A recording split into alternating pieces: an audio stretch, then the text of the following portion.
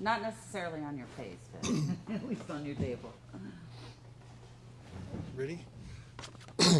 Welcome to the Santa Cruz County Sheriff's Debate and Forum. I'm Jack Heiss, President of the Patagonia Regional Times, and we really appreciate all of you tuning in to become better informed voters.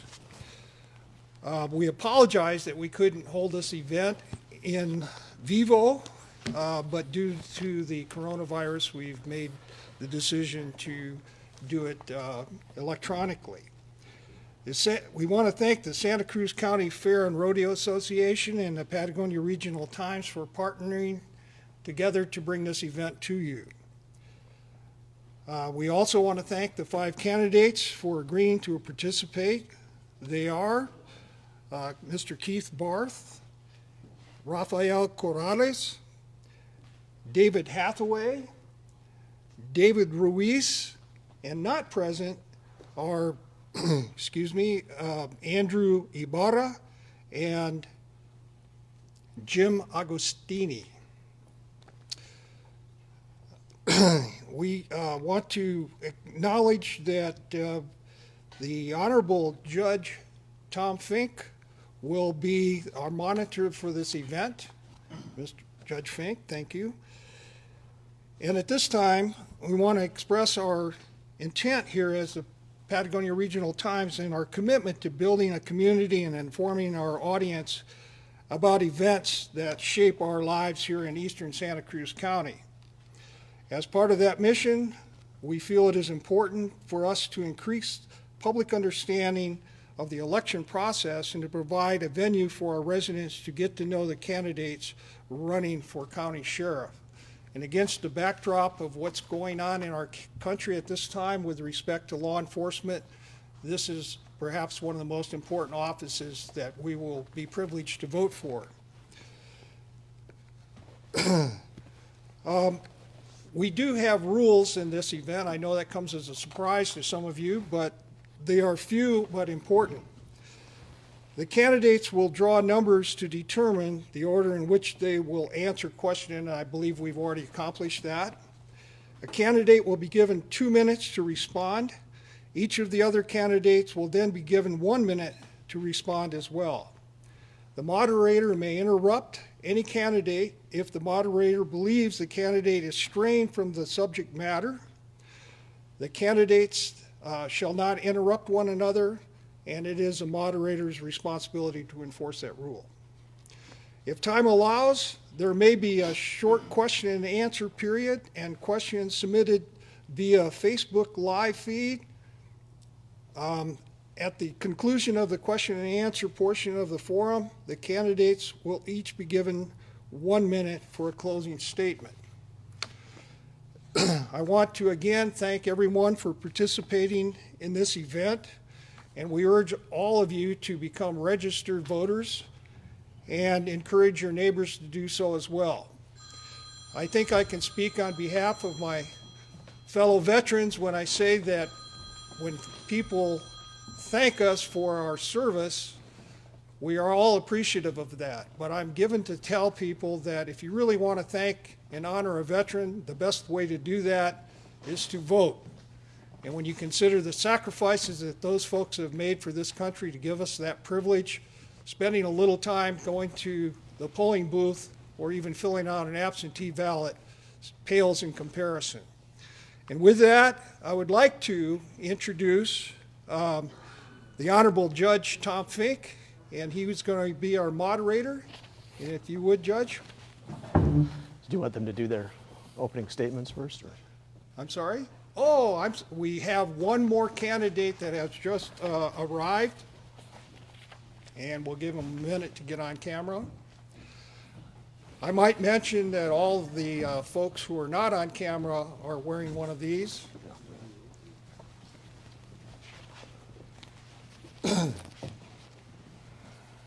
We welcome Andrew Ibarra. Thank you, sir, for coming. Okay, are we ready? Yeah. Okay, thank you. All right.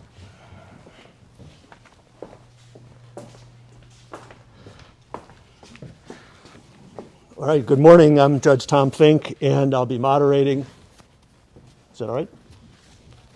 I'll be moderating this event consistent with the rules that have just been explained.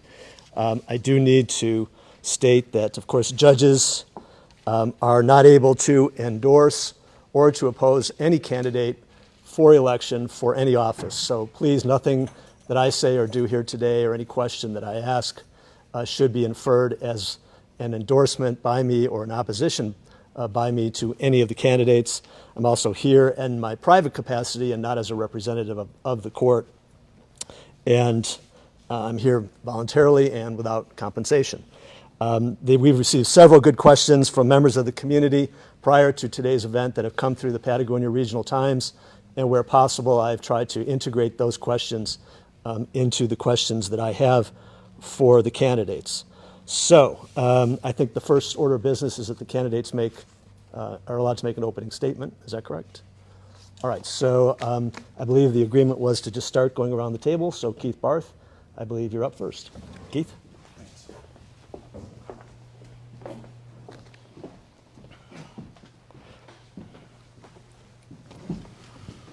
All right.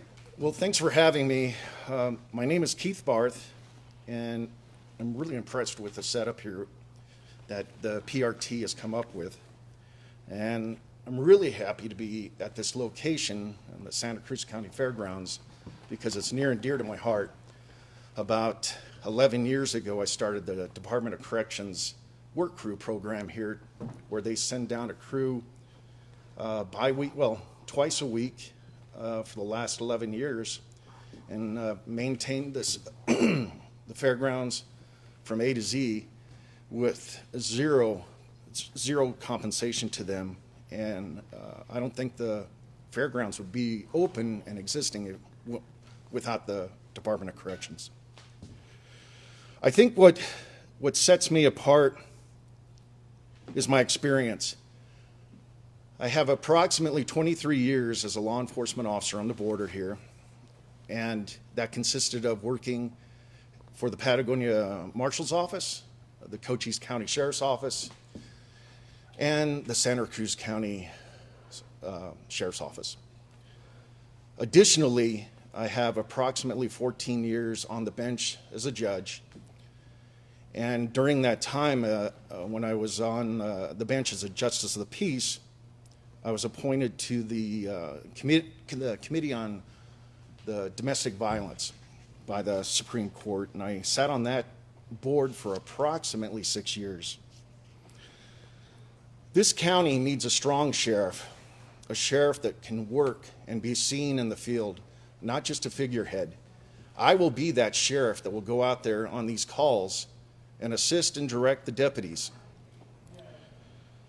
I'm proud of my service, and I'm proud of my dedication to this county, and I still want to give back to this county, and I still have a lot to give back to this county.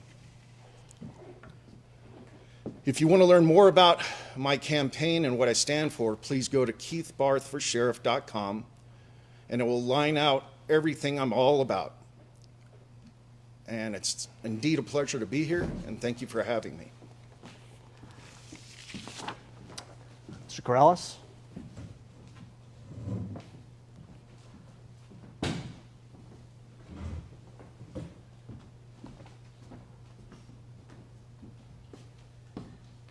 Good morning. Buenos dias.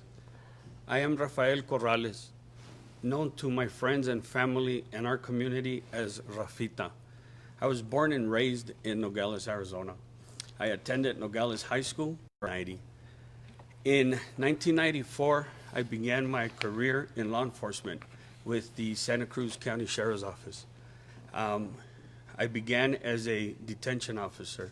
I worked at the jail for approximately 4 years, where I learned a lot from the inmates and from the administration.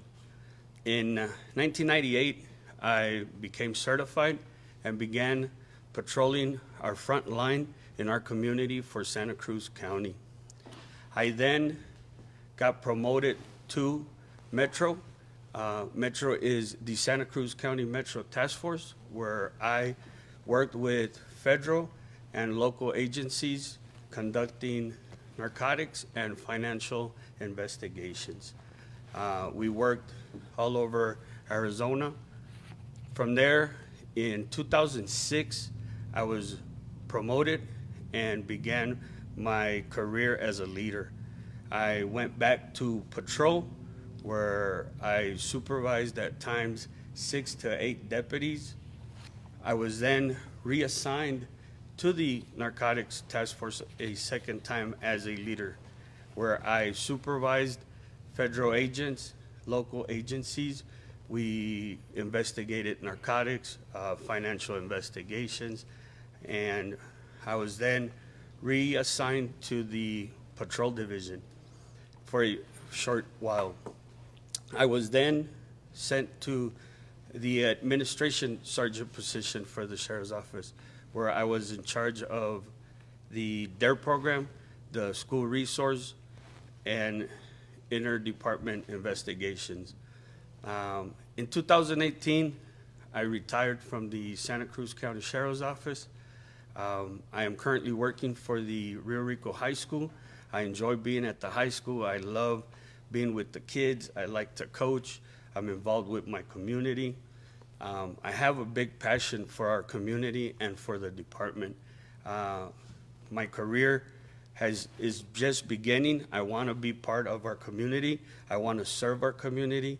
I have a big passion. I love our community. I love the department, and that's why I'm here, looking for the support of Santa Cruz County.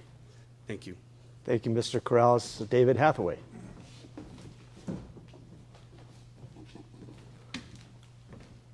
Good morning. Thank you, Your Honor, Judge Fink, for moderating this event. Thank you to the Santa Cruz County Fair and Rodeo Association and the Patagonia Regional Times for sponsoring this event. I'd like to welcome my fellow candidates. And now a little bit about myself. I was born in Nogales. I'm part of a 5-generation ranching family here in Santa Cruz County. And that started with my great-grandfather, who worked patrolling this county under the territorial government of Arizona before Arizona was a state. He worked under a commission from the territorial governor patrolling border on horseback between Loquil and Nogales. My dad was elected Santa Cruz County attorney and then elected appellate court judge in the county. My uncle Greg Hathaway was the first director of the Arizona Highway Patrol. And on the Arizona website, the Santa Cruz County Sheriff's Office website, you can see my original namesake, James Hathaway. My first name is James. My dad's name is James. The original James Hathaway was also a sheriff in this county, and you can read about him on the website. He is also featured in the Pioneer Museum in this building that we're in right now. I went through the public school system in Nogales, graduated from Nogales High School, graduated from the University of Arizona, attended law school at the University of Arizona, and I started my law enforcement career here with the Santa Cruz County Sheriff's Office as a deputy sheriff under Sheriff Jaime Teachea and then under Sheriff Alfonso Bracamonte. After that, I was hired on by the federal government. I worked 8 different positions in the Drug Enforcement Administration, the DEA, and I was fortunate enough to wind up with my final assignment as the head of that agency, the DEA, here in Nogales. Also, I would like to use part of my time to congratulate Sheriff Tony Estrada for over 50 years of service of law enforcement to this county and to the city of Nogales. My ideas include several things that I will get into later on as I'm short on time: a civilian advisory board, a major case squad to keep tab of major cases, and also a greatly expanded volunteer program to cover areas like Loquil, Canelo, Sonoita, and Tubac. Thank you very much. Thank you, Mr. Hathaway. David Ruiz.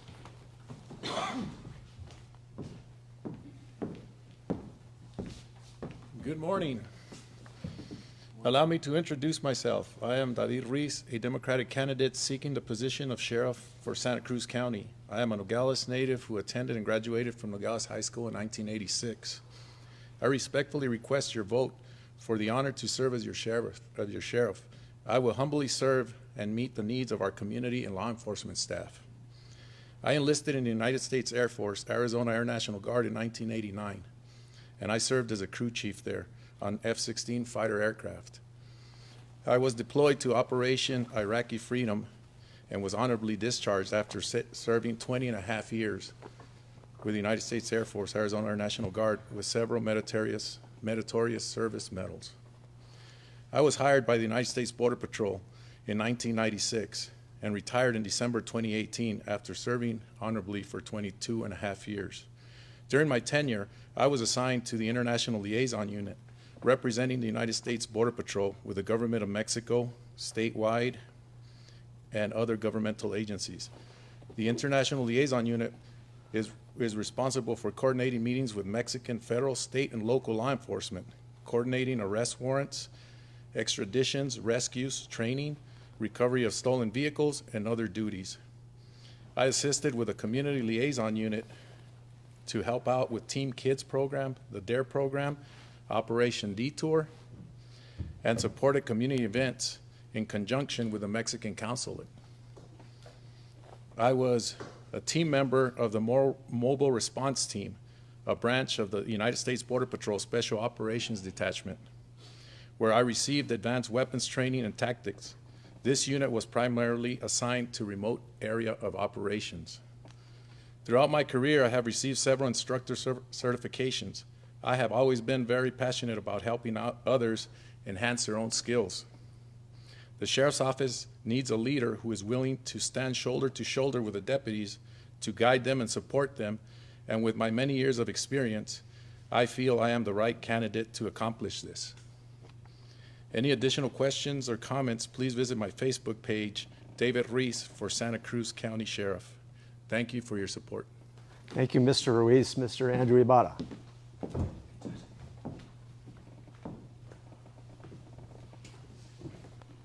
Is this a mic right here?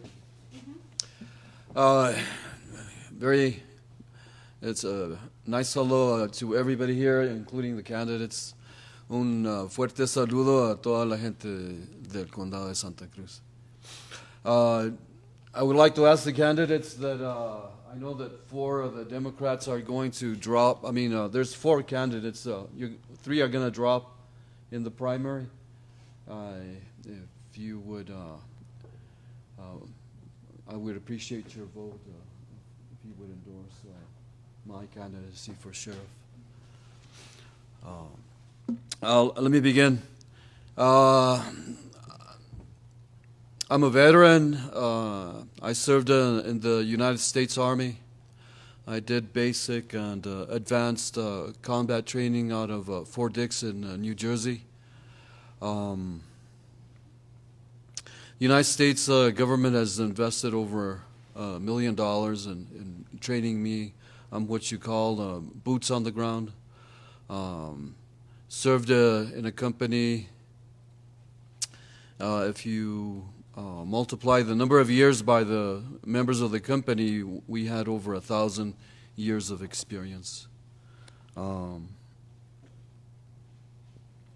I have 25 plus years as an administrator here in Santa Cruz County. I bring a tremendous amount of experience in management of any enterprise. I hold a bachelor degree in business administration. Let's say I have 2 years of law at an undergraduate and graduate level. I'm also a second-year graduate student pursuing a master's degree in administration.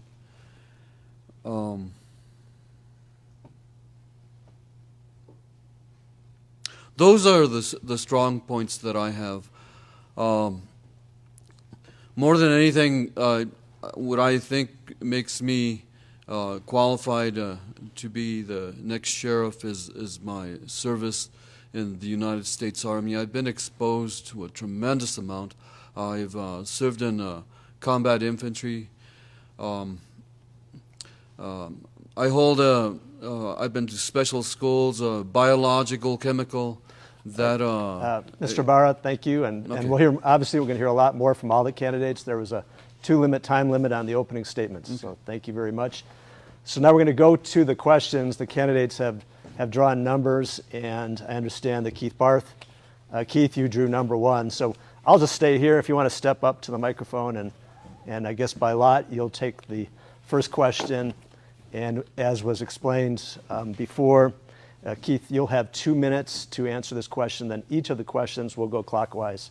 Each of the other candidates will have 1 minute to answer as well. So the first question is this.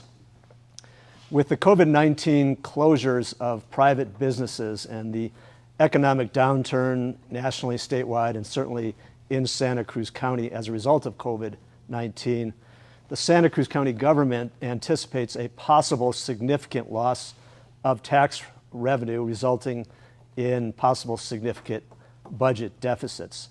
This could require budget cuts in all county departments. There is precedent for this because as a result of the financial crisis of 2008 and 2009, all county departments were required to make significant budget cuts at that time. So once again, unfortunately, major budget cuts are a real possibility, and decisions may have to be made quickly if it becomes a budget crisis. So if you are elected sheriff, it could happen that soon after you're sworn in, the county comes to you as the elected sheriff, as with all other department heads and elected officials, and orders that you cut your budget by anywhere, could be 5, 10, 15, 20%. And if that were to happen, what would you, and as I said, I think that's unfortunately a real possibility, but the question is, if that were to happen, what would you look to cut first, or how would you prioritize what you would cut if you were in that position? Thank you, Judge. And it's a really good question. I don't think it is going to happen. We're going to have to cut. In 2008, I was the only department to take a voluntary cut in pay, a 2.5% cut. And I also gave up one of my clerks. I think the county needs to, at this time, ask everybody. It's going to happen. It's not if, it's when. And they need to take the measures now. I would meet with all of the staff in the Sheriff's Department and discuss with them where we could cut. The last place we want to cut is bodies. But there may be other areas, I'm not sure there is other areas to cut, whether it be in the detective division or possibly the school resource area. But we would have to pool all of our resources to come together and make it through this crisis, and it is going to come. So I'm aware of that. I know it's coming, and we can cut in certain areas, but I do not want to sacrifice any bodies, any employment. That would be the last thing we would do. And I could look at researching some federal grants that could subsidize some of the employees and keep them on board. There's plenty of grants out there, if we just find them, that can help out a small county like ours. Thank you. Thank you, Keith. And Rafael Corrales, want to step up? Then again, there's a 1 minute time limit on the follow-up answers.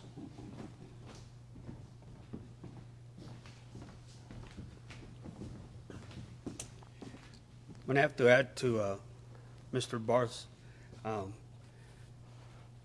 There's no way I would cut personnel, and there's no way we would cut programs from our community. The Sheriff's Office, throughout my career, has worked with the low budget, and the administration and Mr. Estrada have found ways to continue those programs for our community. Every program that our community has, that the Sheriff's Office offers our community, is very important, and it's for safety and for our children. I would find ways to make it work like we've always have. I would reach out to my contacts, not only local, but federally, and we would do the best not to eliminate any programs. Thank you, Mr. Corrales. Mr. Hathaway. Yes, the Sheriff's Office has certain underlying expenses that can't be reduced. Unfortunately, that $46 million jail turned out to be something that never paid for itself. It was supposed to have a 0.5% temporary tax, and then it would bring in money for the county. So that can't be cut. That was a bond obligation. There's a serious debt expense to pay for that. So you kind of have to look other areas. One idea I would have is to get the command staff and the sergeants, if need be, to work patrol shifts, to be assigned the lieutenants, the captain, the sergeants to work dedicated patrol shifts in the county if we need to reduce cost with manpower. We may have to give up positions. Another thing is detention officers are we're very short on detention officers. There's only 1/3 the amount that we need to be able to cover the jail safely. So I think we need to retain the detention officers. So there's also federal grants, like Keith Barth said, Weed and Seed, Violent Crime Initiative, OCDF, and other programs where we could look at federal grants. Thank you. Thank you, Mr. Hathaway. Mr. Ruiz.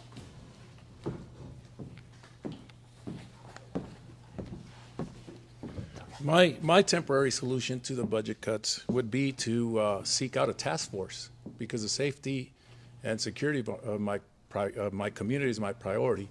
With a task force, I would look for federal, state, and local agencies. That way I can have extra bodies for one pay. So one deputy pay, if I can get 5 or 6 people from other agencies to help us during this time, that's going to save money. And also reach out to the United States Border Patrol in Sonoita, Patagonia area, because they're the ones always responding to the 911 calls. And it would be my priority to deputize them.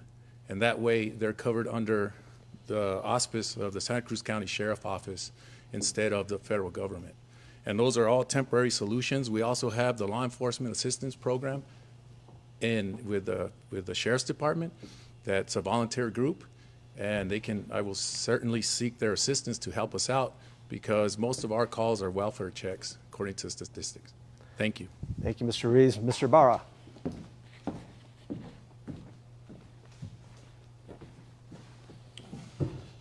Well, I was planning to analyze the budget from the very start without even being asked the question. I was going to analyze and input all data into Excel, go back 20 years and then project 10 years forward. Those were my original plans. I'm going to look at analyze all the costs that are involved. I think that's critical. I mean, you have to have a place to start. Once you look at where you're at, where you've been, and where you're going, that's the way to find solutions. With that, I've been solving problems for over 25 years, so I've been building master budgets over that time frame. What I've learned in school are great assets. So that's Thank you, that's what my I'm answer sorry. is. Thank you, Mr. Ibarra. All right, so the second question, I think by lot, Mr. Ruiz has drawn number 2, so if you want to step up. Thanks. All right, so you probably guessed we were going to get here. Let's talk about masks. Okay. Laws relating to mandated wearing of masks are in the news right now, and they are very controversial. Some people, including those in this community, consider that those laws that mandate the wearing of masks are important, and that wearing a mask is essential to public health during the COVID crisis, whereas others feel that governments should not require individuals to wear a mask, and that to do so is an infringement of their individual freedoms and their individual rights, and that they should make decisions for themselves. Or maybe they're opposed to wearing masks for other reasons. Santa Cruz County has passed a proclamation that requires people within the county, outside the city limits of Nogales and Patagonia, to wear masks under a wide range of circumstances, and has even made it punishable as a Class 1 misdemeanor. Some sheriffs from other counties in Arizona have said that they are against these laws that require residents to wear masks, and that those sheriffs said that they will not enforce those laws in their counties. Question is, if you are elected sheriff, would you enforce this law that requires county residents to wear masks, even if you did not agree with it? And what instructions would you give to your deputies as to how to enforce this law that Santa Cruz County has in effect? First of all, I agree with wearing the mask because during this pandemic, everybody's getting sick. The Santa Cruz County COVID count since May has more than produced itself 600%. We're up to like 1,500 cases. As far as the legal aspect of that is, I will have to consult Mr. George Silva, the county attorney, and seek guidance in order for me to enforce the laws. I can't just go and enforce laws because you're subject to lawsuits, you're subject to everything else, to litigation. And to me, I will seek the advice of the county attorney, and I will seek the advice of CDCs, because we need to stop this pandemic. It is just devastating this county, and not only this county, but the whole United States. And right now, people are coming in from Mexico, the United States citizens that live there, and how we're just cross-contaminating, our both Nogales here. And that's not only here, but also in Douglas and Lukeville and every place else that there's borders. So I agree in wearing masks, and I agree with properly using the mask. Once you use it once, we need to dispose of it properly. And once you start another call or you go to another place, put on a new mask. That is very important. I'm going to follow up a little bit, interrupt Yes. you, give you a little bit more time, and the other candidates as well. But I guess the question really was, what instructions would you give to your deputies about how to enforce it, given the fact that as with any law, you're going to have people who are going to resist. And so, for example, extreme situation would be, how would you instruct your deputies if you would have a citizen who would just say, look, I'm just not going to do it. I'm just not going to wear the mask. I don't care what the law is. They want to know how you'd instruct your deputies. You have to be candid. Everybody has a good side to them. We can talk to them. That's where psychology and the training comes in, to explain to them. Sometimes you just need to explain to them in nice words why it is that we're going through this right now. This pandemic is not going to last forever. So sometimes you just take them aside and you tell them, say, hey, excuse me, I don't want to put your business out on the street, but this is a situation that's going on. Now everybody is recording everything with the cell phones, and it's like, hey, they're going to expose you. They're going to put you on Facebook. They're going to talk negative about you. Is that really what you want? Where it's just a simple compliance, put on your mask, and you're on your way. Okay. And that's it. Thank you. Thank you, Mr. Ruiz. So now we're continuing clockwise. Mr. Ibarra, you would be up next for this question. Thank you.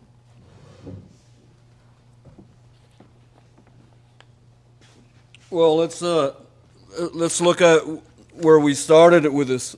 First, there was no mask. That was the decision, no mask. Currently, the CDC says no mask. Now, everybody is moving toward masks, including Santa Cruz County. Before it was no mask, now it's mask. I would say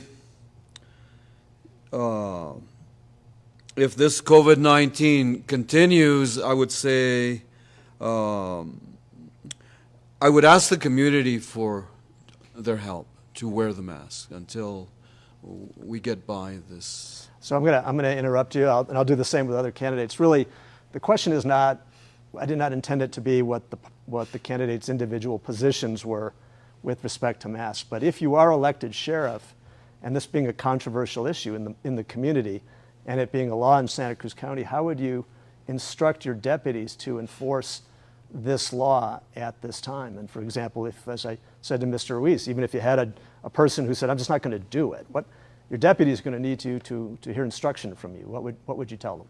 Well, to the deputies, what we would do is they would start by issuing warnings, and then enforcement through fines. I think we could go in that direction. That's my answer. Thank you, Mr. Ibarra. Going clockwise, Mr. Barth, Keith Barth.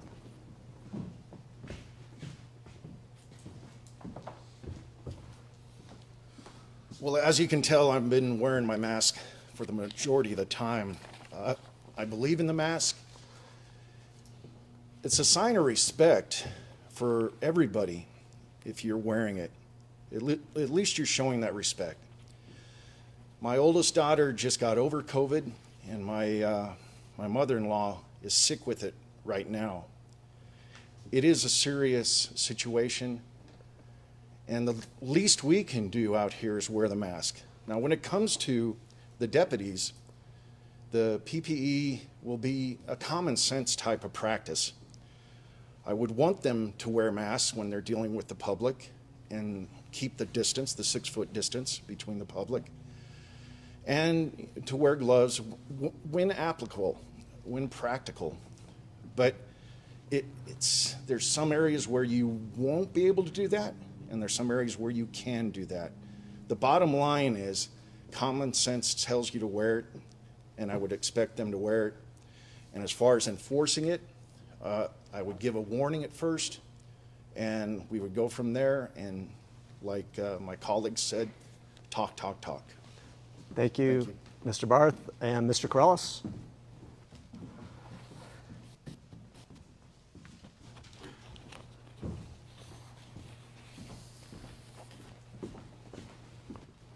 So the question that's being asked is, how would I direct my deputies in enforcing the law?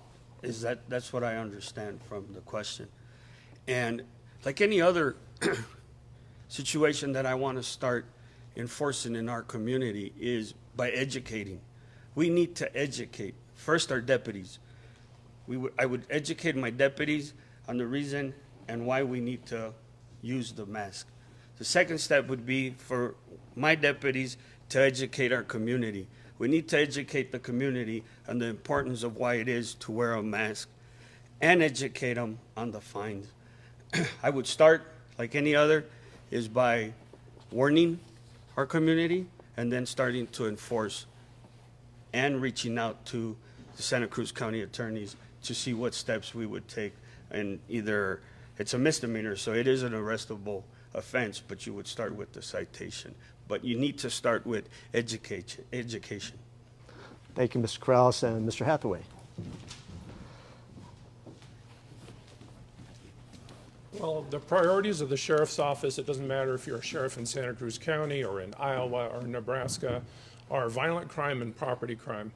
Other than that, we're all Americans. We have constitutional rights. America is a unique experiment with liberty, a fragile experiment with liberty, which champions individual rights and civil rights. So, I would not create a mass Gestapo, a KGB group that goes around and harasses people and pulls them over and add insult to injury. We've already had a lot of people lose their jobs. We're the smallest county in Arizona. We have a very high unemployment rate. I would not question what people need to do to feed their family. And as a matter of fact, there are a lot of legitimate concerns of the harm of masks, of carbon dioxide poisoning, hypoxia, low blood oxygen levels, and also moisture retention in the lungs, which leads to pneumonia and exacerbates viral infections. So there are legitimate concerns, those people who believe that it's for their health to not wear a mask, and your health is your own personal decision. Thank you. And actually, Mr. Hathaway, we're going to the next question. I believe you polled number 3, so I think you're up next. So this is the third question, and we're here in Sonoyta, Elgin area, specifically in Sonoyta. This is being sponsored by the Patagonia Regional Times and the Sonoyta Rodeo Fairgrounds. So I'm going to ask a question that's specific to this part of the county. There is a strong feeling among many residents of this part of the county, out here on the eastern part of the county, that the residents here in the eastern part of Santa Cruz County do not receive a fair share of county services, especially given the taxes that they pay, and that a disproportionate amount of resources are allocated to Nogales and the other parts of the county. But specifically with respect to the sheriff's services that are provided here to the residents of the eastern part of the county, such as the patrols and response times here in the eastern part of the county. Do you believe that that's a fair assessment, that there is has not been an adequate allocation of sheriff's resources to this part of the county? Or do you think that the current level of sheriff's services to this part of the county are appropriate? And if they're not appropriate or not sufficient, what would you do differently with respect to sheriff's services in this part of the county? Yeah, that's a very legitimate concern. On some shifts, there's only 2 deputies to cover the whole counties, and so response time, even at high speed, can be 45 minutes to Canelo, Elgin, Sonoyta, Lochiel. So that is a very legitimate concern, and that actually relates tangentially to the budget question, because one of my campaign proposals is to establish a greatly expanded volunteer program that would be semi-autonomous, equivalent to what they've done in Green Valley. Green Valley never wanted to be an incorporated city, so the way they covered law enforcement was with a greatly expanded volunteer group called the Pima County Sheriff's Auxiliary Volunteers. They have their own building, they're a uniformed service, and I see something like that for the Sonoyta area and Tubac, where we would have a semi-autonomous group that could do a lot of the functions that the sheriff's office needs to do here anyway. They could secure crime scenes, they could do security checks. There's things they couldn't do, but they could at least secure an area until an actual deputy arrives out here. So that is a very legitimate concern, and that would be my way of solving that, especially with budget downturns that you mentioned before, Your Honor, is to do this greatly expanded volunteer program that would be semi-autonomous. They would have their own civilian commander that would do liaison directly with the sheriff's office, and there's a lot of people out here willing to do that. I've talked to a lot of people, and they've expressed an interest in such a program. Thank you. All right, thank you, Mr. Hathaway. And Mr. Ruiz, going clockwise, you're next.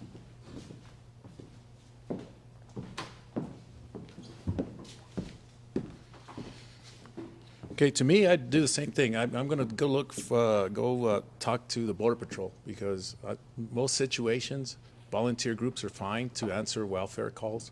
But if something does occur where a violent crime has occurred, I need somebody that's trained in law enforcement. I need somebody that carries a weapon, that knows the use of force policies, especially right now in this time of age where everybody's against the police departments using use of force. So to me, I would form deputized Border Patrol agents.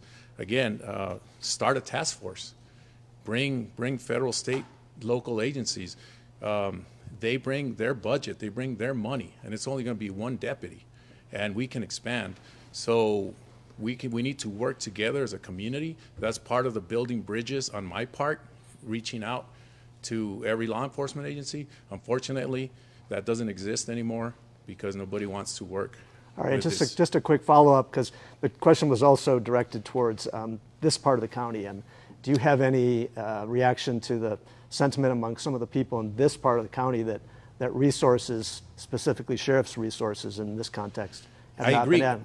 I agree. We don't have any. That's why, as you can all attest, living here, who responds to 911 calls? It's the United States Border Patrol. Sometimes DPS. So for a temporary solution would be to deputize them until I can hire more deputies. And one of my solutions is recruit locally. I'm pretty sure we got excellent candidates here in Sonoyta and Patagonia that are willing to be sheriff's deputies. We hire them, we send them to the academy, and they can work locally here. Okay, thank you, Mr. Ruiz. And Mr. Andrew Ibarra.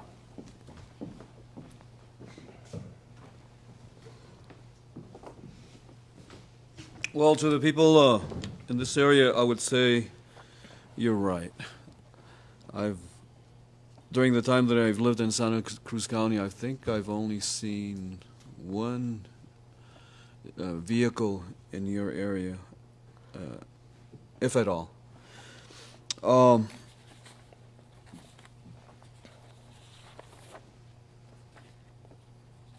I'm going to analyze the situation in your area and the whole county. I will find a way. I will look for efficiency and increase the vehicles and deputies in the area. I will find a way. I initially wanted to increase the force. Looks like the supervisors at some point wanted to increase deputies, not officers. I'll pursue that. Now, with budget cuts, well, we have to take a look at the numbers. I mean, I haven't analyzed the numbers at this point, and once I do, I'll find Thank you. utilizing efficiency. Thank you, Mr. Barr. I'll let you go a little bit longer there. Keith Barth.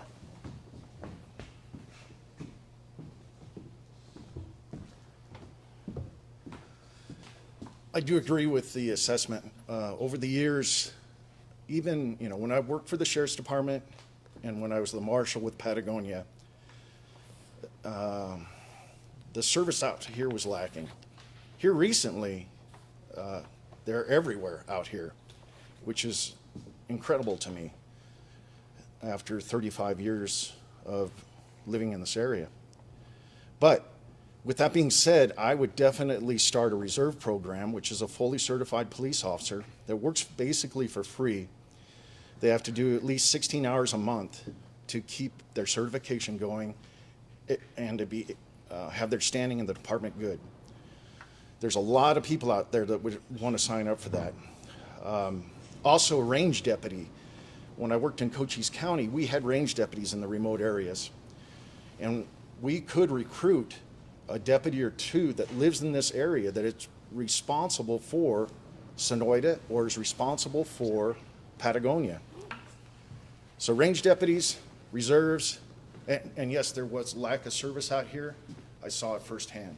Thank you. Thank you very much. Okay, Rafael Corrales.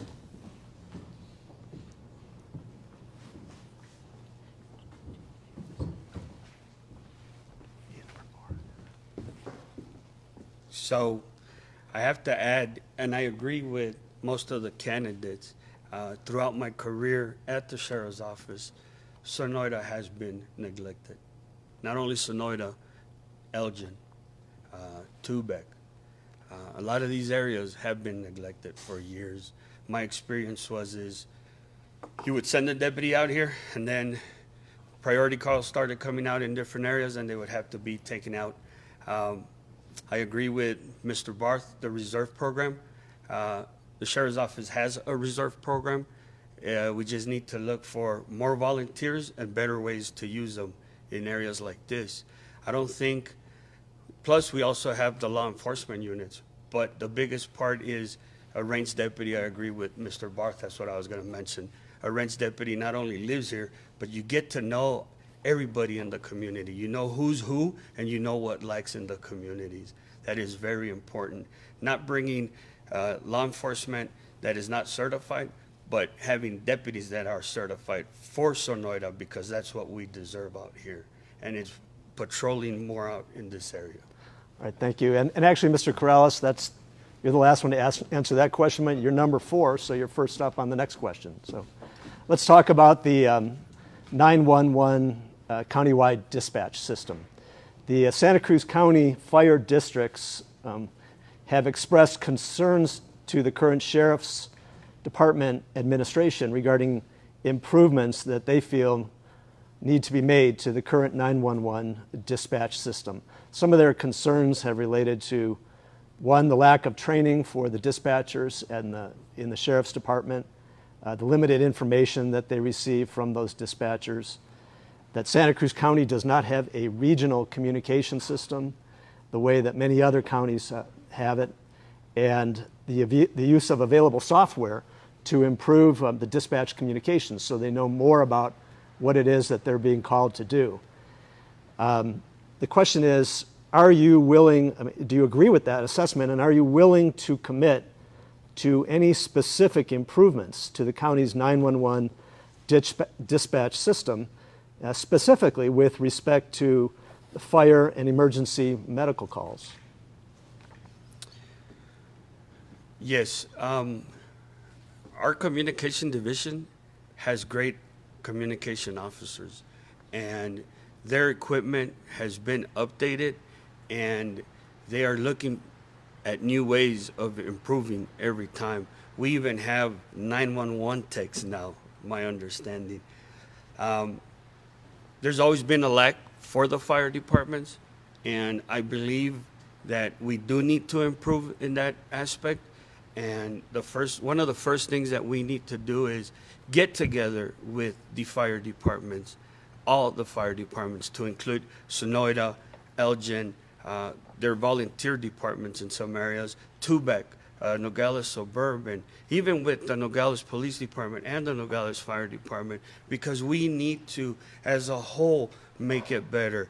And the Sheriff's Office, with the budgets that they have, cannot do it on their own. We need help, but it has to be a joint effort with all the fire departments together. So do you agree that there should be one regional communication system? For example, the way I understand it now is if someone's in Nogales, they make a call from Nogales, that call goes to the Nogales Police Department. And if you're in Santa Cruz County, that goes to the Sheriff's Department, whereas other counties have a unified regional communication system. Other counties have dispatchers that only dispatch EMS. The Sheriff's Office dispatchers are not only taking EMS calls, but they're taking the police department. If you have a dispatcher that allows them to take their calls only for EMS, they are able to get better information, dispatch it faster, and be able to just concentrate with the fire department. I agree with that. Yes, we need something in that aspect. We need to work on that. All right. Thank you, Mr. Krause. And going clockwise, Mr. Hathaway. And by the way, we're getting some background noise, and I think that's good news. I think that's rain on the metal roof. So Good rain. San Juan's Day is finally here. Yes, I've heard all sides of this story from the fire chiefs and from the Sheriff's Office personnel. The fire chiefs have said that there's plenty of funding available to update the system, and from the Sheriff's Office perspective, I've heard it is a very modern system. I think it comes down less of the technology and more the personnel involved. There's somewhat of a liability concern in the Sheriff's Office. The desire would be that they have one dispatcher stick with each call throughout the call.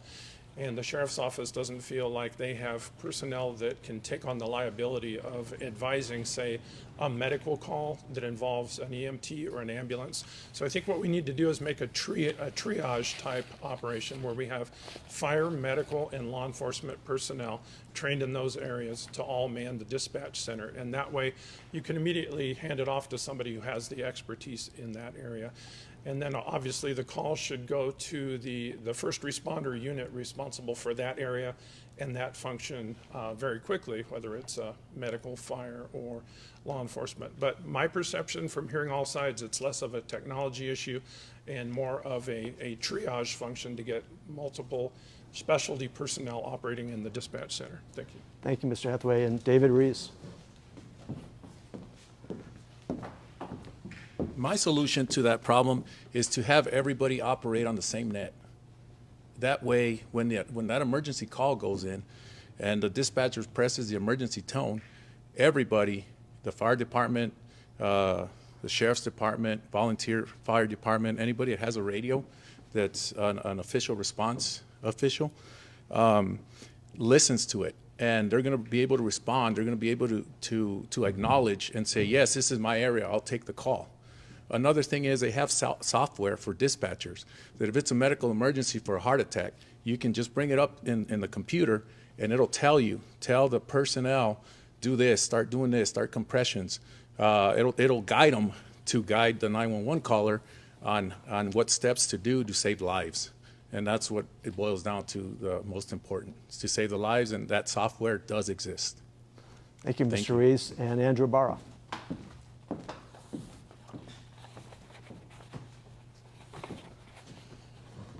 In answer to that question, yes, I would support a regional system.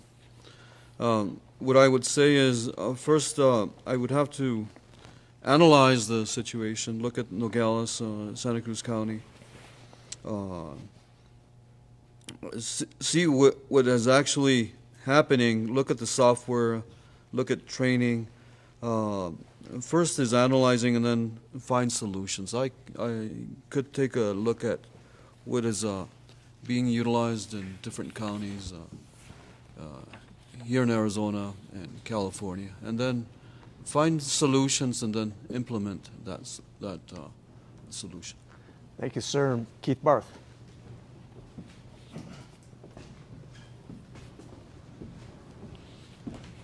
This question is near and dear to my heart. This is why I'm running for sheriff. If we had a central dispatch, there's no doubt my friend Chewy would be alive today. He was killed in the line of duty 2 years ago, working for Nogales PD. And if he had the correct information from dispatch that the car he was pulling over had an armed and shots fired suspect in it, he wouldn't have made that stop. There is no excuse right now, in my opinion, that we've got 5 fire departments and 3 basically police departments, Nogales PD, Patagonia, and the Sheriff's Department. We should all be under one umbrella with dispatch.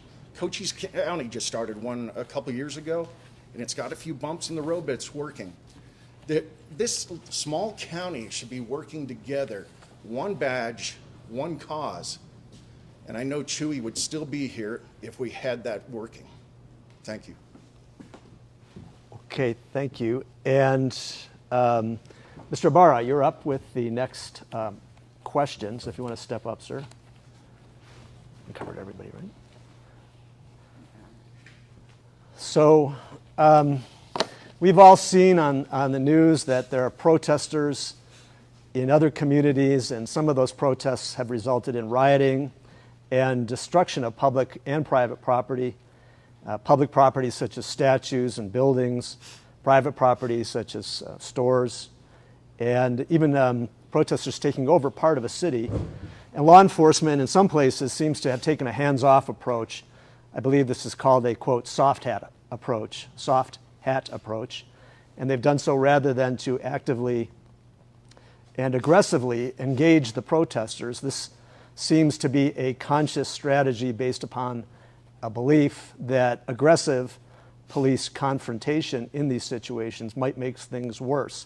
And of course, fortunately, we have not seen similar types of protests or destruction of property here in Santa Cruz County, but it could happen on some level.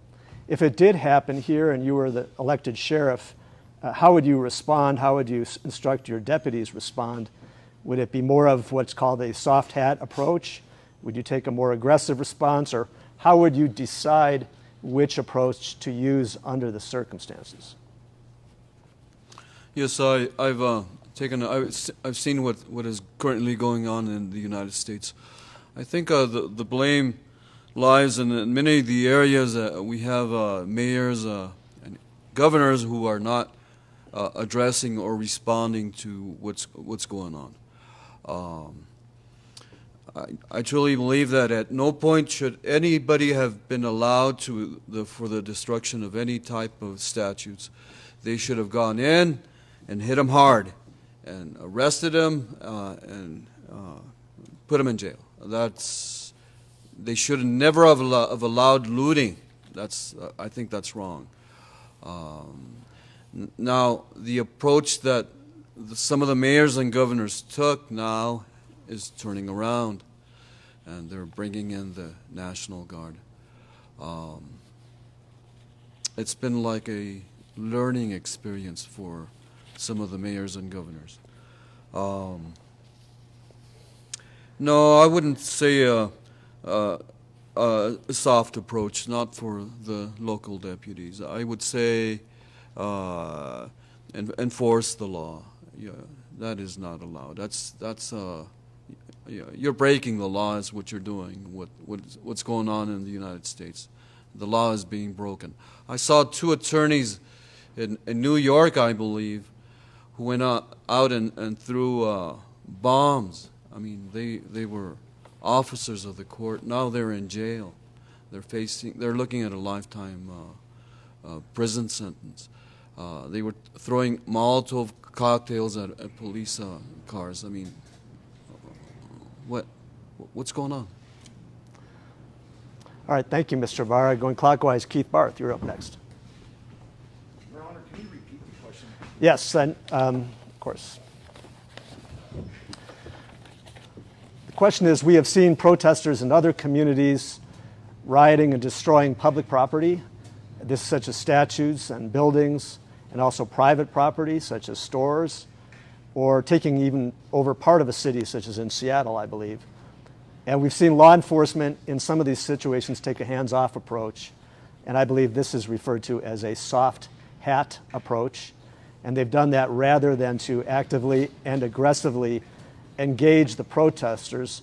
This seems to be a conscious law enforcement strategy based upon a belief that an aggressive police confrontation with protesters under these circumstances might make things worse.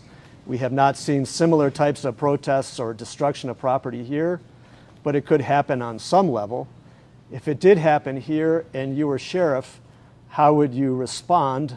Would it be more of a soft hat approach or a more aggressive response? And how would you decide which to use? So for example, if some kind of protest flared up somewhere downtown and it happened at the police station or maybe at the old courthouse where someone was trying to rip down a statue or something like that, and it was some kind of significant disturbance, how would you decide which of these approaches or where in between which approach to use? Thank you. Sure.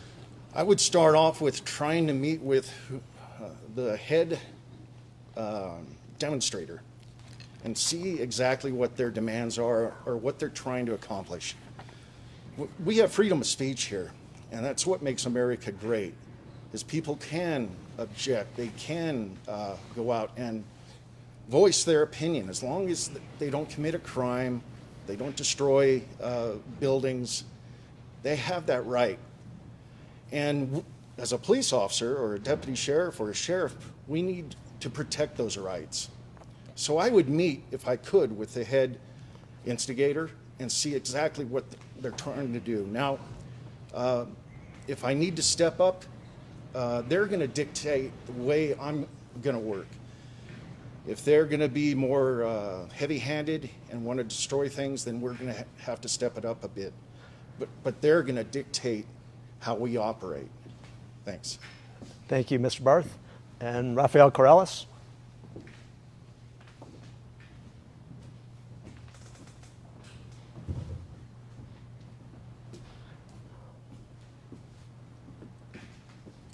I believe the question is how I have my deputies react to looters, people who are already attacking, already creating property damage. Is that the question, Your Honor? If you're presented with that situation on some level, yes. Okay.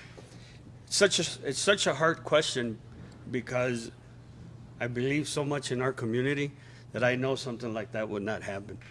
But we will still probably, if we were faced with something like that, when I took an oath, when I became certified, I took an oath to serve and protect the county, the citizens of our community. You would start like any other situation. You start on the bottom and you start going up, and if you have to escalate, you have to escalate because the sheriff's office is to protect and serve our community. I would have to act on it. But you have to start from bottom to top. Thank you, Mr. Corrales. And Mr. Hathaway? Yes, Your Honor, as you pointed out, we haven't had those problems in this county, and like Rafita said, I don't think we would. But under the assumption that we did have those, I mean, we have a very calm, tranquil neighborhoods. We have law enforcement that don't tend to overreact. And I think in the statistics in the recent protest that 99% of the protesters were peaceful. And you need to distinguish them from the looters and the thugs. Obviously, anybody who commits a crime needs to be held accountable. This all started with a law enforcement officer who apparently acted inappropriately. So whether it's an officer or whether it's a civilian, they need to be held accountable for their actions. So, you know, that's the simple answer. And like Keith pointed out, this is America. We have a First Amendment right to free speech. People should be able to protest. It's one of the rights of being an American. Thank you. Thank you, Mr. Hathaway. Mr. Ruiz?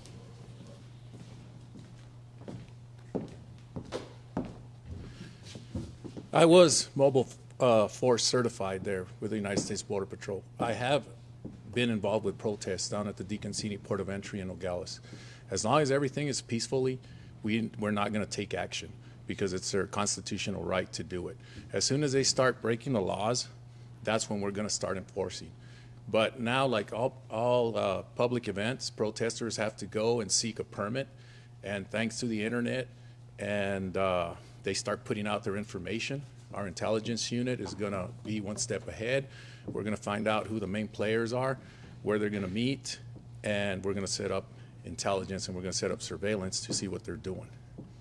And that's what's going to give us an idea of who is behind it. Are they peaceful protesters? Do they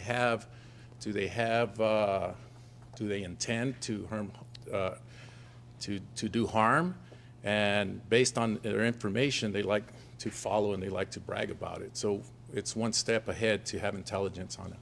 Thank you. All right, thank you, Mr. Ruiz. So the next question, I think we're back up to the top of the order, right? Okay, so Keith Barth, you want to step up and field the first answer to the next question?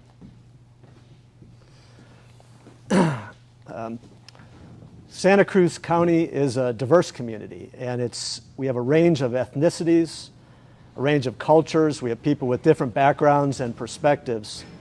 For example, the demographics of this part of the community, the eastern part of the community where we are right now, is very different from the demographics in the city of Nogales. And even within the eastern part of this community, or the eastern part of this county itself, there's a diversity of people as well.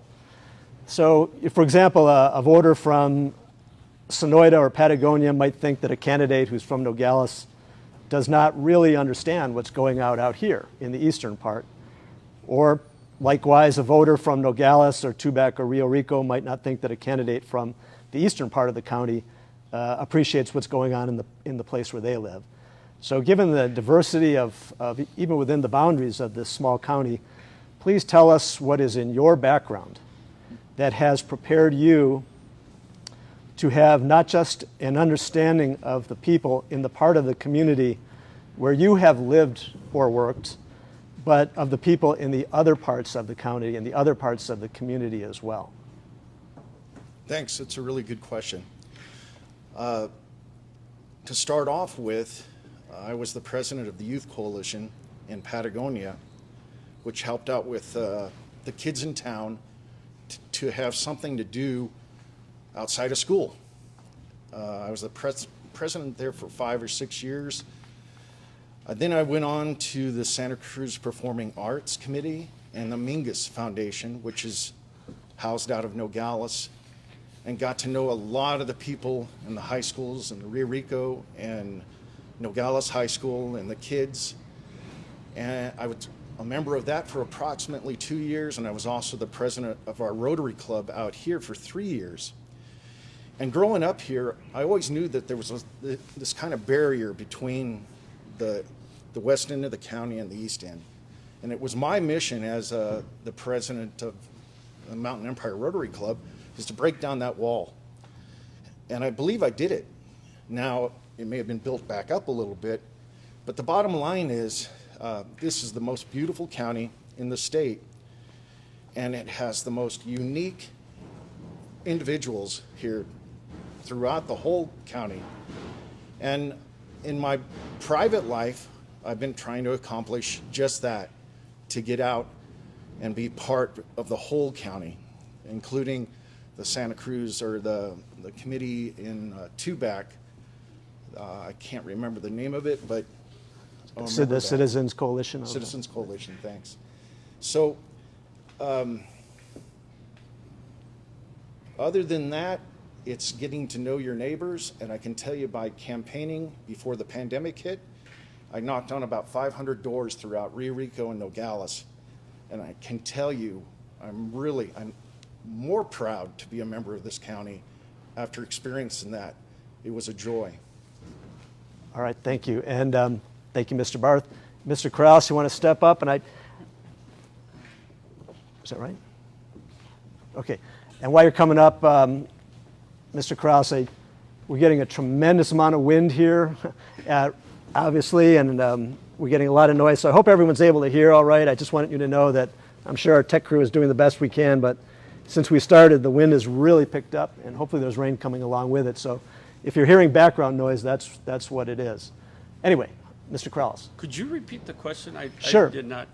Santa Cruz County is a diverse community. We have a range of ethnicities and cultures and people with different backgrounds and perspectives. For example, the demographics here in the eastern part of the county are very different from the demographics in the city of Nogales. And even within the eastern part of this county, there's a diversity of people and beliefs and perspectives as well.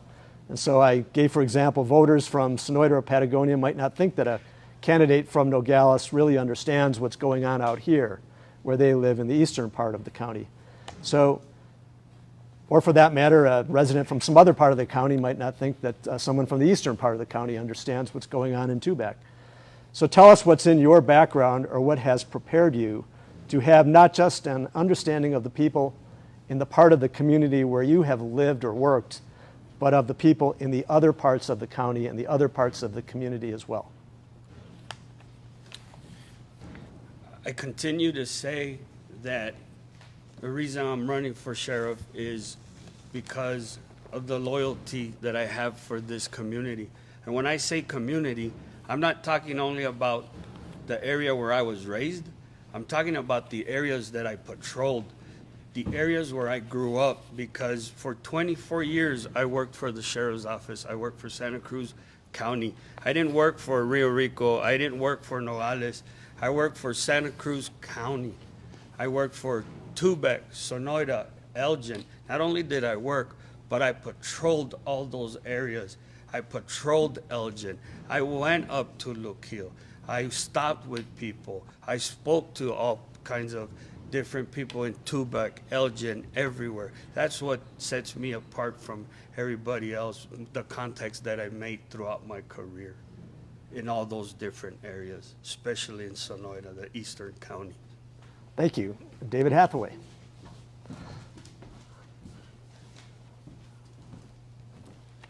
Yes, I was born in Nogales and grew up in Nogales. I'm bilingual, speak Spanish fluently and read and write Spanish fluently, and I'm also part of the ranching community in both the Nogales area and the East County San Rafael Valley. My whole life I've been going back and forth, still maintain property in the San Rafael Valley and in the Nogales area. So very familiar with the ranching issues and the bicultural issues on the border. So I want to be an ambassador for the county, promote the vineyard, the ranching industry here, the arts and fine dining in Tubac and Patagonia, the bicultural environment in Nogales and Rio Rico. And since this is a bilingual county, quiero añadir algunas palabras en español para explicar que fue una bendición para mí hablar en persona con los residentes del condado durante los últimos 14 meses y mi deseo es que Dios los bendiga a todos ustedes y a sus familias y les doy un abrazo muy fuerte a todos ustedes. Thank you. Thank you. Mr. Ruiz.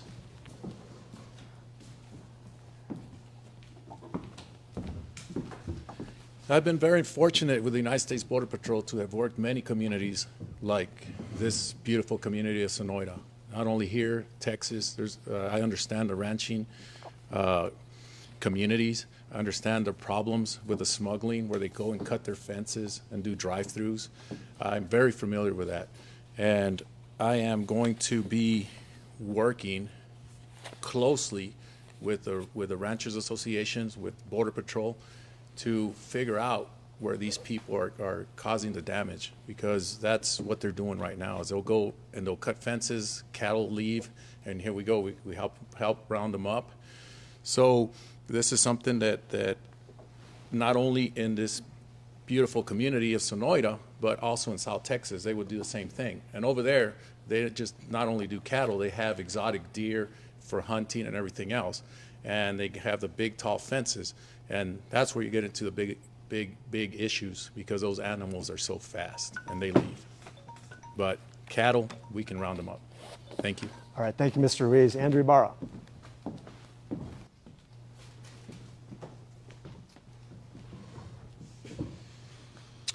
Growing up, I was never exposed to discrimination of any kind. I didn't even know discrimination existed. I thought all people were the same until I went into a different area. In the United States Army, there are no colors. The only color that there is green. Everybody's green. and everybody has the same color red as the color of your blood. I saw people sent home because they said things they weren't supposed to. The other part that I want you to, in answering the question, is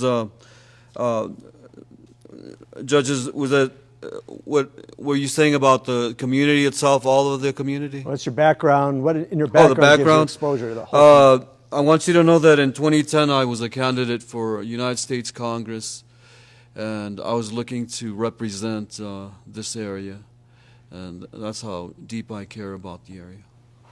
Okay, thank you. Who's up? Is it Mr. Hathaway up next? Is it Mr. Hathaway? Are you up? Or Mr. Krause, did you answer the first question? Keith. Okay, so thank you. Mr. Krause, you're up next. Number 7, so number 2, I think it's Mr. Oh, Ruiz. I'm sorry. My mistake, Mr. Krause. Mr. Ruiz, my apologies. Timekeeper, probably. All right, so this is another new question. You're the first to answer this one, Mr. Ruiz. And there's been some allusion to this already, I think, in our discussion this morning. Turnover within the Sheriff's Department in Santa Cruz County. There has been significant turnover in both the Sheriff's Department and in the Santa Cruz County Adult Detention Center. Some of it is, of course, is people leaving for higher pay. But from the information that I've been able to gather from many sources and reading the paper and talking to people, it's not, most of it is not for higher pay, and it's been for a lot of other reasons. There have even been some officers who have just quit and walked away without another job to go to, or taken another job with a pay cut. So it's not all just about pay. Turnover is costly in any enterprise. It's costly in the Sheriff's Department. It's costly in the detention center. You have to do new recruitments, and when you get the officers, you have to train them. So turnover costs a lot. I've read, I think all the candidates were asked questions about this when they were interviewed by the Nogales International. But I'd like each of you to address the voters and specifically tell us, why is this happening? Where is the problem? There must be some failure of current leadership when people are leaving for something other than money. So tell us frankly and directly as you can, and comfortable with anyway, where is the problem? Why is the this problem happening? The problem lies with management, Your Honor, as in any business. If your employees are not happy, they're going to seek other employment. My job as your county sheriff is to recruit, retain the best candidates for law enforcement. And I've spoken with a lot of personnel from the Sheriff's Department that have left to the Nogales Police Department. And I interviewed them. I wanted to find out what the problem was. The problem is management. They told me that if I'm elected sheriff, they will go back to the Sheriff's Department in a heartbeat, without any questions asked. And not only, recruiting from the Nogales Police Department, I've also been recruiting everywhere. I says, same thing from DOC to cover the positions for the detention officers. I know it's very costly to send these candidates to the academy. They graduate and they're gone 60 days later. It's pretty bad when management calls you in when you call in sick and they say, I'm a doctor, come in, I want to see that you're sick.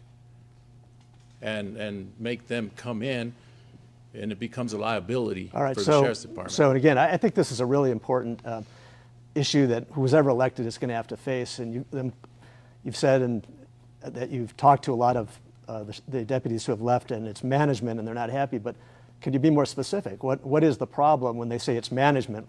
What is the problem? What is management doing that is causing the problem? The problem is they're not giving the deputies a voice. My job is to give them a union. Let them have a full-time steward there, because that's gonna create checks and balances. I was a labor management relation union steward with the United States Border Patrol for 15 years. And it's a balancing system between management decisions and between bargaining decisions, which is the deputies itself. So by them having a union, that's going to solve a lot of issues. And if they want to have 1 or 2 or 3 union stewards, go ahead, because it's going to make a better environment. It's going to give every deputy a chance to enhance their career throughout the different details that might arise. Thank you, Thank Mr. you. Ruiz. And Mr. Ibarra.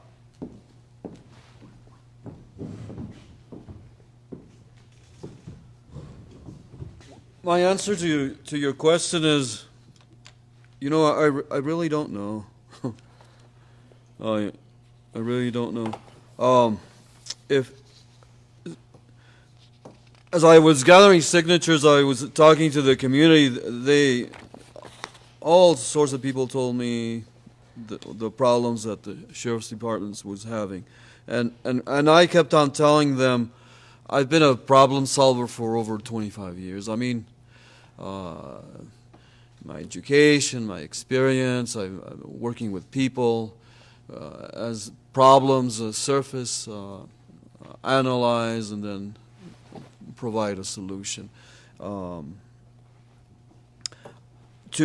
answer your question, I would say I need to find out, talk to the staff, see what is causing them to leave. If it's pay, well, you can't control that unless you talk to the supervisors and ask for more money.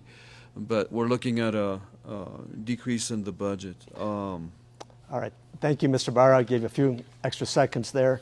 And we'll go around the table. Keith Barth.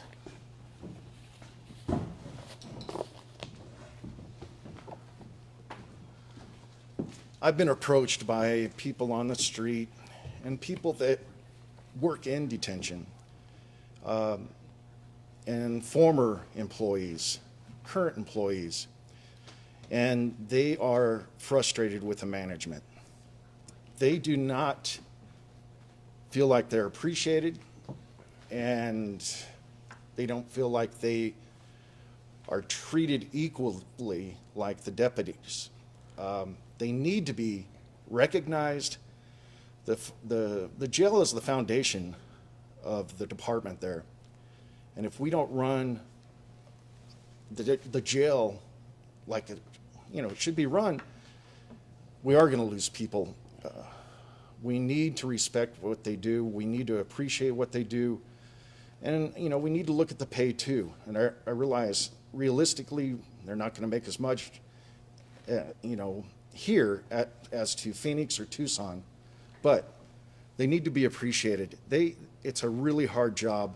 I don't know if I could do it, but it's a very hard job, and there are plenty of applicants out there that want to work that haven't even been reached out to.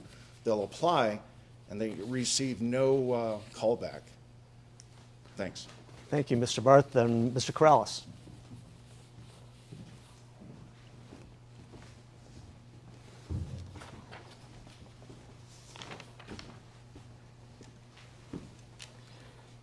This is such a hard question to address. I'm sitting down there thinking what I'm going to say.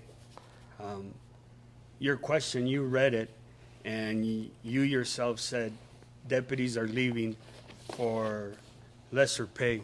I will not talk bad about the administration that I worked for. I have a lot of respect for them, but I would start with our administration. I would do a survey, I would talk to the administration, and we would obviously change the way the sheriff's office has been managed, because it all comes down to morale. We understand as deputies, we take a job and we know our pay. So it's not pay, it comes down to morale and management. We would evaluate everything from rank to the deputies to the jail, so that we restructure and that our administration takes a different approach than what we have been already taking to that approach to make it a better environment where our deputies and our detention, communication staff, our volunteers, our law enforcement volunteers want to come and work for a fun place. All right, thank you. And Mr. Hathaway, and I've been passed a note. I'm seated over here away from where the cameras are, so I've been asked to remind the candidates to, well, I'm asking the questions, but look more towards the cameras. Oh, okay. Yeah, and let me give a quick update. We have hundreds and hundreds of people are watching this right now live and are really appreciating it. You're all doing great. The mic is there. Everyone can hear you and the background noise doesn't come on. So you're being mic'd directly here and the judge is being mic'd directly here. Okay. And this is the camera, but they can see everyone and people really, like, we have hundreds of comments on this, so good job. Great, thank you. And I appreciate all the comments and all the viewers. Yes, Your Honor, the thing from talking to detention officers and deputies, I think the most important thing is that they be given clear instructions of what's expected of them. Do this and don't do that. You have people, they're not lazy, they want to do a good job, but they have the feeling that they're getting their head chopped off and they don't know why. So you have people that are going through their careers, marking time, laying low with their head hanging down, just trying not to get into trouble. So you can resolve all that by just giving very, very clear instructions of what's expected of the personnel. Also, we can allow people to pursue specialties, and it doesn't cost anything to let somebody be a liaison officer. If they have an interest in aviation, let that deputy be liaison officer to the Nogales Airport. If they have an interest in ranching, other agencies do this, allow them to become the liaison officer to the ranching community. One of my favorite sayings in management, I would tell my subordinate employees, I help you succeed, you help me succeed. So you have to have some empathy and know what the officer needs to enhance his resume. Thank you. And Mr. Hathaway, actually, I think you're up next again. And again, just a reminder to you did well addressing the camera. The next question is this. There has been discussion nationally about what's called defunding police departments or law enforcement departments. And as I understand that term, it can mean different things. But in other words, reduced funding for law enforcement, or I guess the extreme would be to actually defund police completely. But I think it's more reasonable in the context of reducing funding for law enforcement and reallocating that money to other social services. And with respect to the Santa Cruz County Sheriff's Department, do you believe that any level of defunding would be appropriate?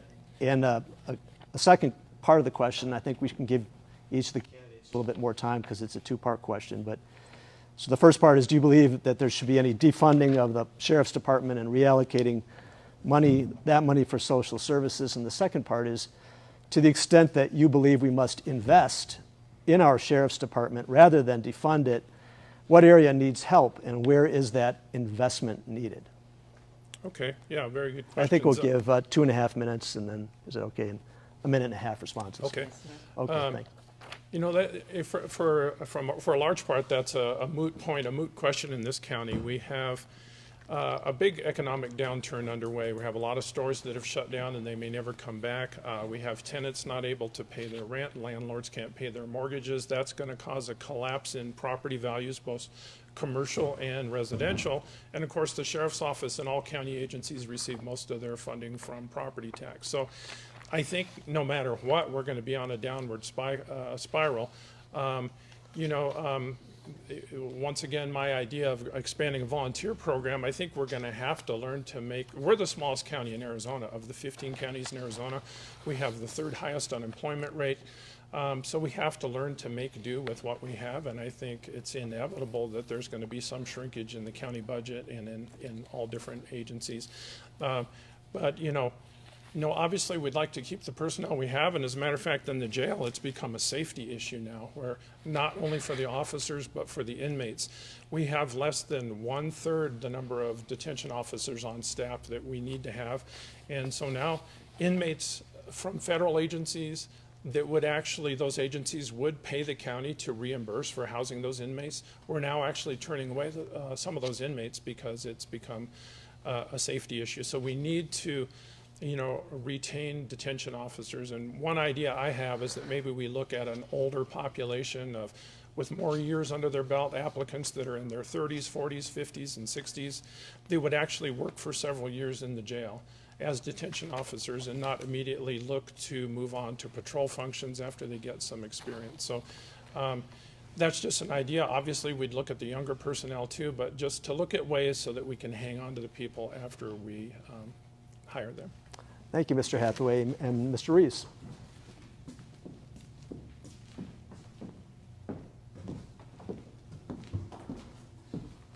I understand that we're going to have some budget cuts and we're going to have money issues, but my priority is to try and not to do that. I'm going to seek grants, bonds. What we need here is we need more deputies. We need more law enforcement. Why? Because we need them here in Sonoita. We need them in Patagonia. The safety and security of our citizens have no price tag on them. And I understand that if we need to cut money for the Sheriff's Department, but EMS needs it, I'm all for that. Why? Because it's all about saving lives, especially during this COVID-19 pandemic right now. There might be some new electronic devices that can detect COVID-19 or can do something, and EMS needs those. And I understand we're going to cut, but I'm going to also seek, more involvement with our LEAs that we have there, our law enforcement assistants, our volunteers. And it boils down to that safety and security does not have a price tag in our county. Thank you. Thank you, Mr. Ruiz. Mr. Ibarra?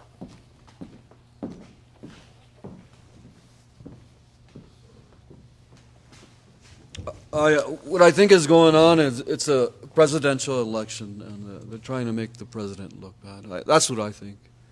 What happened with the officer, that was wrong.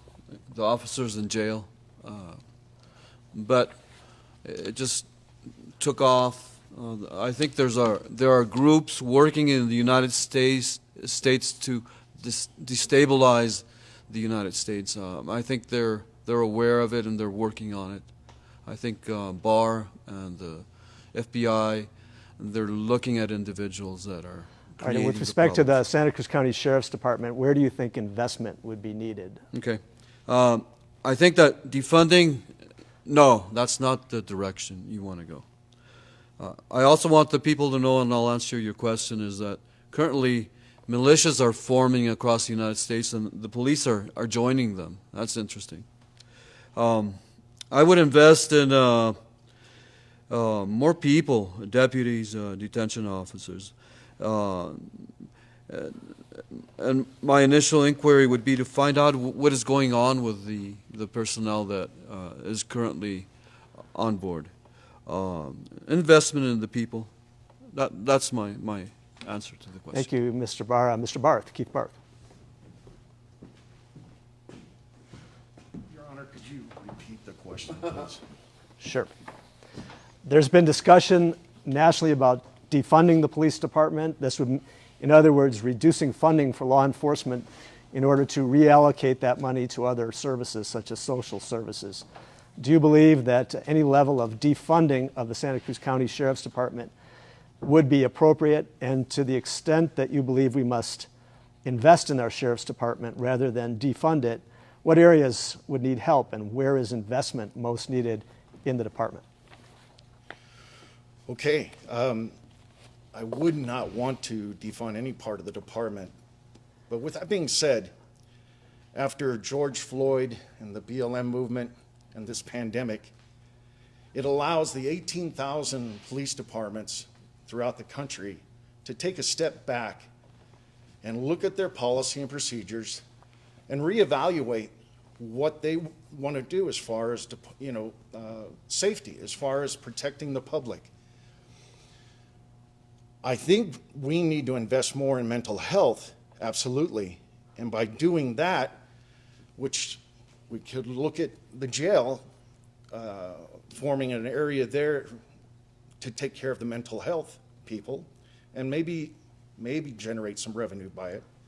But every department needs to take a step back and reevaluate what safety is all about, what law enforcement is all about, and then mold to that new vibe, that new direction. The defunding, it shouldn't happen, and especially down here where we don't have that type of problem. I think we can just be motivated to work more on the mental health portion and maybe the alcohol abuse and the drug abuse situation. Thank you. Thank you, Mr. Barth. Rafael Corrales.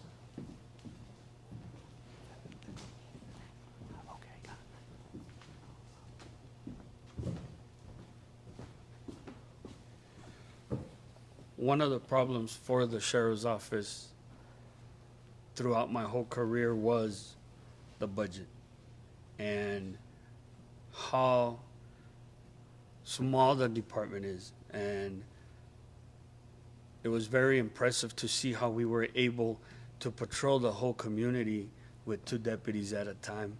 So defunding the department is just out of the question.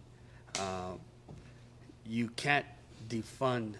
It's unfortunately what we're going through, but we do need law enforcement. And I believe we're going to need money to educate and train all these officers in the new policing that we need to start for our community. So defunding is just not a reality to make our new policing system work. All right, thank you. And actually, now you are the first one to answer the next question. So let's talk about, and I'm sure all of you anticipated a question with respect to the jail. The jail is a relatively new facility. It was built as a 372 capacity bed facility. I think at the present time, for a variety of reasons, but there's only about 30 to 40 prisoners there right now, and sometimes it's before it's been as average as 75 to 100 prisoners. So What did you say, Judge? 30 to 40? I believe at the present time there's only about 30 or 40 prisoners there. Really? And so And what was the hold on, Sam. Let me finish the question, and then we'll get to. And the facility is a 372 bed facility. So the jail district, which I believe was supposed to be funded through a sales tax revenue, but also any other outside revenues that could be brought in, is the county is experiencing huge monetary losses from having to finance the debt of this facility and to service the facility in many other ways. The costs of the jail are far exceeding the revenues from sales tax and from outside revenues that are needed to fund it. The shortfall has to be made up, as I understand it, out of the county general fund, which takes away from savings and from other funds that could be dedicated to other county services. So the question is this: what would you do to try to bring this more in balance, either to bring in additional revenues or to cut costs? What would you try to do to bring in additional revenues or cut costs that has not already been tried by the current administration? So tell us if there's anything else you would do to try to bring this into balance that has not already been tried by the current administration in place. I was part of the administration. A lot of these meetings were kept behind doors, though. I was not up to date with everything that the new administration has tried. The jail, the budget, right now is such a hard problem for our county. Bringing funds into that facility due to COVID is so hard because you cannot bring, even if you're fully staffed, right now to bring other inmates from other places is not recommended. I reached out to some of my local and around the state contacts that have a jail. One of my contacts is willing to send me one of his majors down to our department to stay down here at no cost for Santa Cruz County to evaluate the current jail and what new programs we could bring. That's one of the new things that I believe have not been tried by our local or our administration right now. I'm trying to reach out to my contacts in the state, and one of the bigger agencies has offered to send me one of their majors at no cost to the county to evaluate the detention center and see what new programs we could bring. Thank you, Mr. Corrales. And going clockwise, Mr. Hathaway. might want to start out in my answer to this question to say that I never would have built that big, ugly monstrosity. It's an eyesore. It's on a prominent hill in Nogales. It cost $46 million on many years. The county has had to take $1 million out of the general fund to pay for the shortfall to cover the debt related to that jail. And I just, as the sheriff, whoever wins the sheriff race, they're going to inherit that problem. And I do not want Nogales to be a magnet for prisoners from state DOC, overflow prisoners, federal agencies, because there's a lot of problems that come along with that if you want to have the industry of being an incarceration facility in our peaceful little community of Nogales. So, you know, to answer the question, like what would you try that hasn't been tried? That building was purpose-built as a detention center. You know, there's no windows. It doesn't really fit for office space, you know, the controlled entries and exit. But I would look at every option. Look at, could we use it for another purpose? Could it partially be privatized? And look at the different options. But right now, I don't have an answer. Thank you. Thank you, Mr. Hathaway. Mr. Ruiz.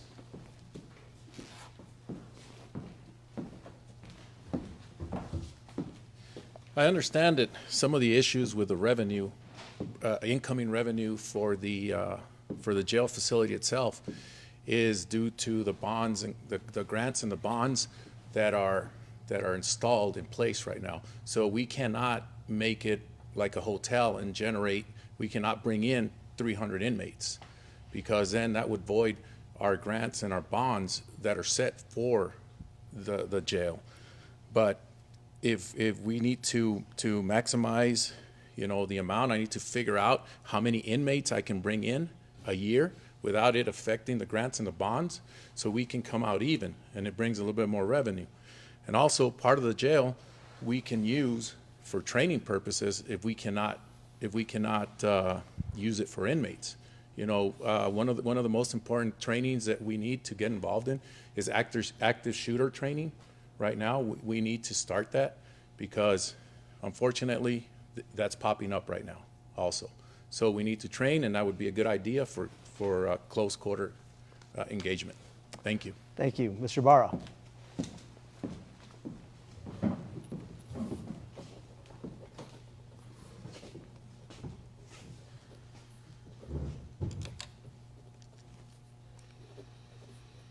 Well, I would say, in answering that question, we have to find new inmates.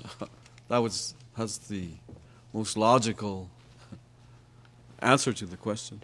Finding new inmates. What I don't understand is when the jail was built and then Santa Cruz County went ahead and built the court.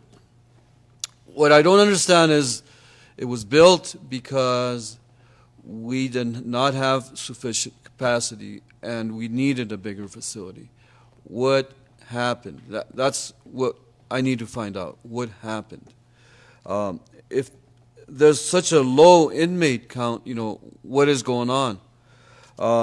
Inmates, maybe immigrants, the facility can be used for the Border Patrol, we can make a contract. We can ask monies from the federal government, areas that we can look at. And then there was a comment made that the way the grants and bonds are written, well, I'd have to sit down and analyze that and try to find a logical solution to it. Thank you, Mr. Ibarra. Mr. Barth.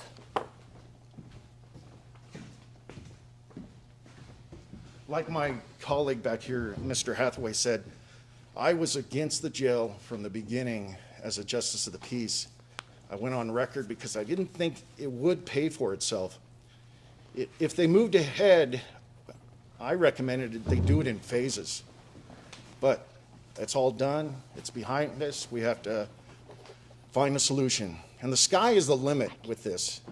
We can look at privatizing a portion of that jail or the entire part of the jail, but with a mandate to keep the detention officers there that work for the sheriff's department. But they could lease it out. We could also look at possibly turning it into at least a portion of mental health for people that need mental health.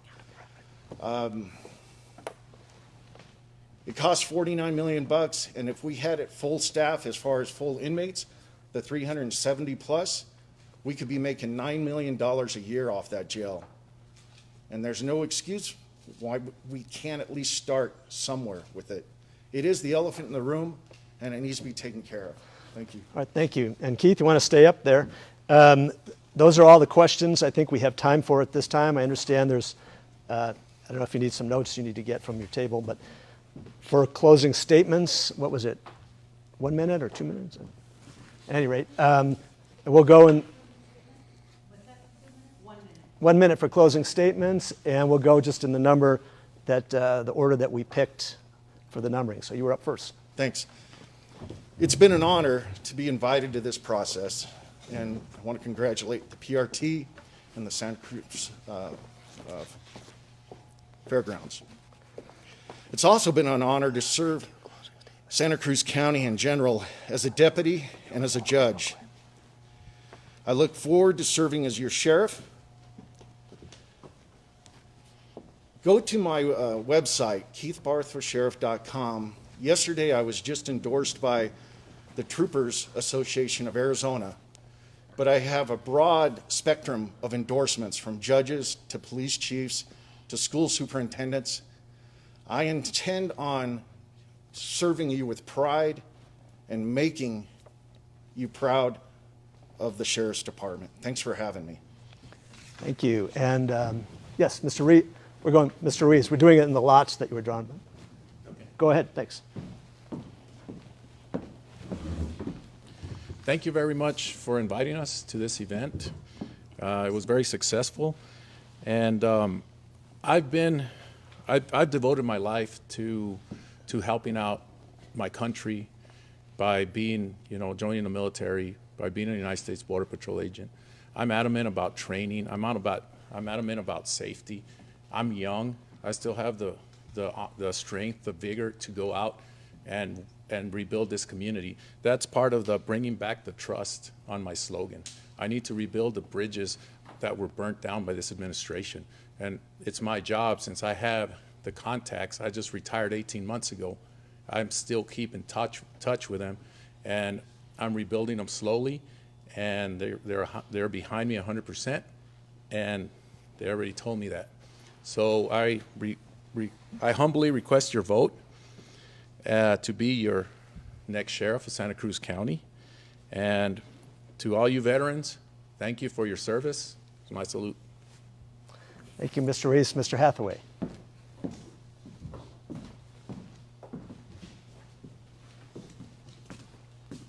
Yes, I'm going to use my final 1 minute to touch on a couple of proposals that I have that I didn't get to before. I touched on expanding the volunteer program. Another thing I'd like to do is create a civilian advisory board.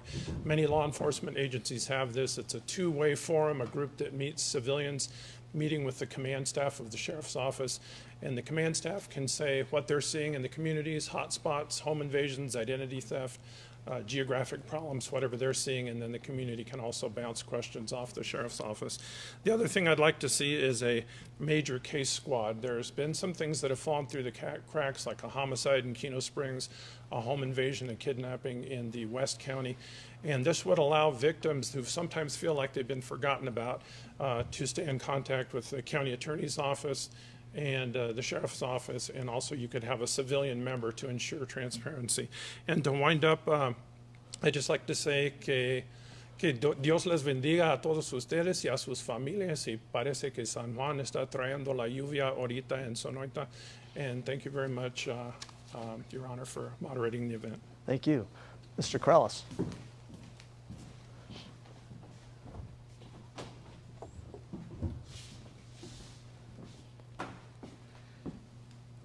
I want to end today's meeting thanking you guys for having us, and to tell the community of Santa Cruz County, since I was in high school, this was a dream of mine.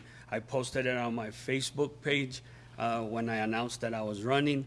I am sincere. I am loyal to our community. I have a passion for what I did for 24 years. I continue to have that passion in me, and that's why I want to continue. I wasn't ready to retire. I want to continue serving our community. Les pido su ayuda con los votos porque yo sé que es lo que necesita esta comunidad y vamos a seguir adelante porque vivimos en una comunidad muy unida. Gracias and thank you guys. Thank you, Mr. Corrales. And finally, Mr. Ibarra.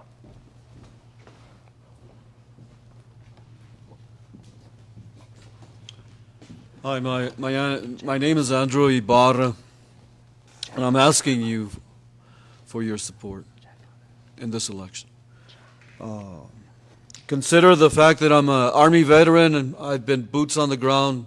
I've been part of combat infantry. I'm ready to fight for you. Consider I've been an administrator for 25 plus years who has learned how to analyze and solve problems. I have common sense. I've looked at hundreds of cases in the 2 years I've studied law as a graduate and undergraduate student. Para toda la gente hispana, mi nombre es Andrés Ibarra, como dijo Colosio, que quede muy claro, vamos a ganar. Thank you, everybody, so much. All right, thank you, all of you. I want to thank you all for being so respectful of each other and the rules. I think it was a very productive session. I don't know if it's on camera or not. We have a cowbell here in the tradition of the Snoida-Elgin area that we were prepared to use in case any of you got out of hand. I'm kind of disappointed I didn't get to use it once. Mr. Heiss, would you like to say a few final words?